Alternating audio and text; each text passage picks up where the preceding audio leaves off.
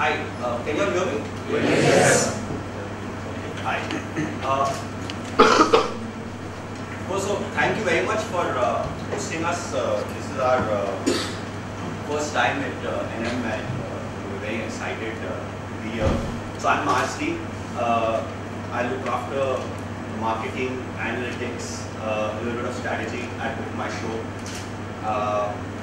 Joined by Sshikha and Mahalaxmi. Sorry, so she's just joined yesterday. They're from HR. So what I'll do is maybe I'll give you a very brief overview of what the business does. How we started out, in which areas we are, what we do, how we've grown, and then a little bit of deep dive in terms of what I do. I think that's more relevant to some of you all who have applied in terms of the marketing side of things. What we do around CRM, around analytics, some of the initiatives that we intend to sort of take up over there, and then I'll just open it up to Q&A and happy to sort of answer any doubts, clarifications, questions you already have. So BookMyShow, I personally joined BookMyShow only last year around April, but I've known the founders for the last 20 years. Three of them, we were batchmates together in our MBA. We did our MBA from Sydney, passed out in '97. So known them since then. So been pretty much aware of what's been happening with the company since it started. They started BookMyShow in '99. Early days, things were very different. Ecosystem was very different. Internet penetration, credit card usage, all of these things were there. Even before that, most of the cinema, actually all the cinemas at that time were all manually, ticketed. There wasn't any computerization, there wasn't any ERP. Multiplexes themselves were not there. They started only, early 2000s when PVR and Inox and the like started building out. So at that time, I think what the founders really focused on was to try and build out the backbone, the infrastructure, and they started with actually helping the multiplexes to computerize their ticketing. So they've got a New Zealand company. They tied up with a New Zealand company called Vista, which has a cinema ERP software. They brought that into India, and they started implementing the software one by one at all the various multiplexes. And that process itself took maybe 4 or 5 years before they sort of captured maybe 70–80% of the entire multiplex market. Today, of course, we ticket almost 80% of all the multiplexes with Vista. There are still a few of them who use other software, but most of them use Vista. So that process sort of took 4 or 5 years. Once they finished that, I think it was middle 2000, 2004, 2005 when when again the economy was sort of changing, that the dynamics were changing, internet had become slightly more ubiquitous. People started, you know, browsing more often, using the internet to at least find things more often. E-commerce started slowly taking off at that time. Credit card penetration went up. Mobile penetration sort of was very, very high. 3G was, you know, getting traction. And I think at that point they, they decided that it was the right time to start the whole internet ticketing platform. And in around 2006 is when they raised their first round of investment from Network 18. And with that money, they actually went out and built out the first version of BookMyShow.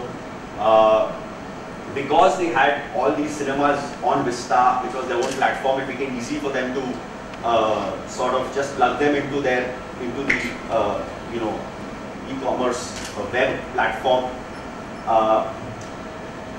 And the whole focus of the company for the first 4 or 5 years was really to try and make discovery and booking of tickets as simple as possible. We were probably the only company, at that time, and one of the few companies today that doesn't ask you for any personal information while making a booking. There is no login required. There is no name, nothing. We just ask for an email address and a mobile number. That's because we need to send you the ticket. All our analytics are built around these two data points. And over the years, we've now accumulated over 9 million such email addresses and mobile numbers, 9 million transacting customers on BookMyShow. And we, really strive to make it as simple and as easy to find tickets and buy tickets. The idea was you find the show that you want, you choose the tickets, and you get out. And we've continuously innovated in terms of new ways to try to make it easier and easier. On the supply side, again, at that time I think we may have been, live with about 400-500 screens. Over the years, we built that out to now we are, I think, on 2,500 screens across 220 cities. We have about 900 odd sites that we are live on. So we probably ticket approximately, maybe 98-99% of the multiplex market. So about 1,600-1,800 multiplex screens on our platform, and another 500-600 single screens. So the headroom really is there in the single screens. We need to grow that to about 3,000-4,000 that we would like to reach in the next 2-3 years. And so the movie ticketing business, I think over the last maybe 2.5 years has really taken off.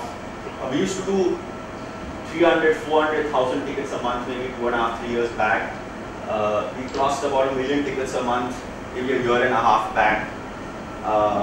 Last month in October, we did about 5.5 million tickets, which is our record. So 55-60% of that now comes on the mobile. That's another huge area that has worked very well for us. We were one of the first companies, I think 3 or 4 years back, to see the potential in mobile commerce, especially in our category where it's very, there's no touch and feel, you don't need to look at the product, it's a digital product. We developed our apps across all platforms, maybe 3-4 years back.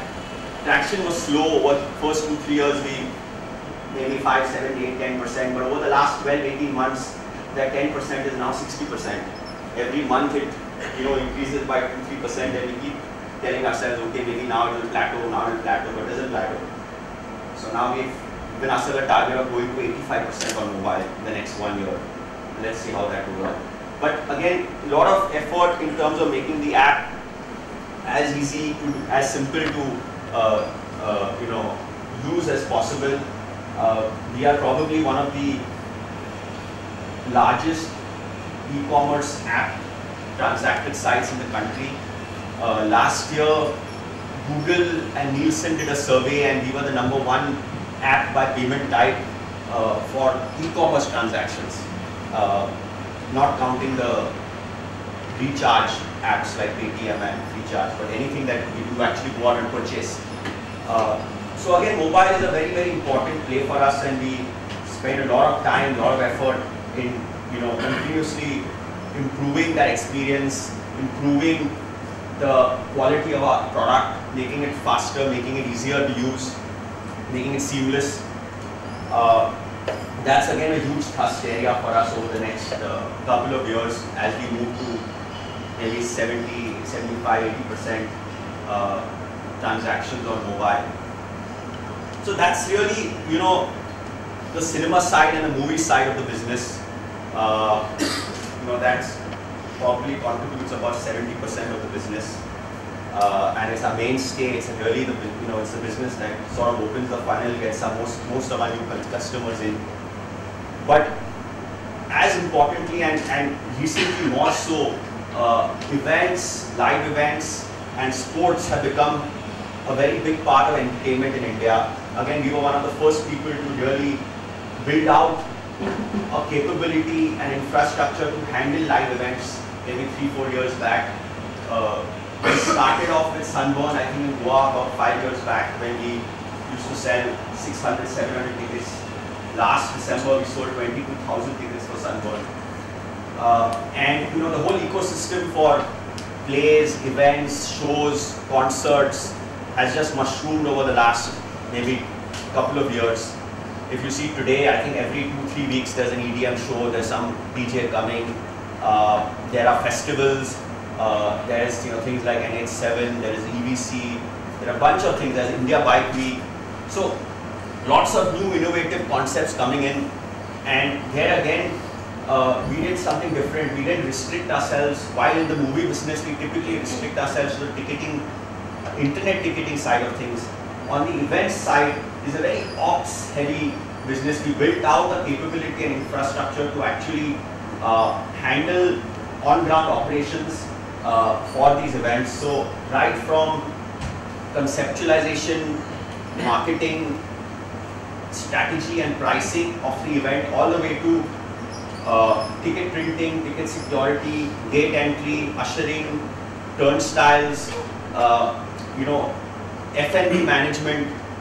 We do the entire gamut for these live events. So for sports, I think IPL was a game changer. We started with 2 or 3 teams, I think 4 years back.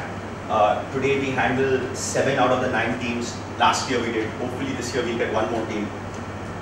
So we built our own proprietary software to handle, for instance, things like ticketing on demand. So we are the only company in India where you can set up an outlet in a coffee day or a Starbucks and get live tickets printed out at that point.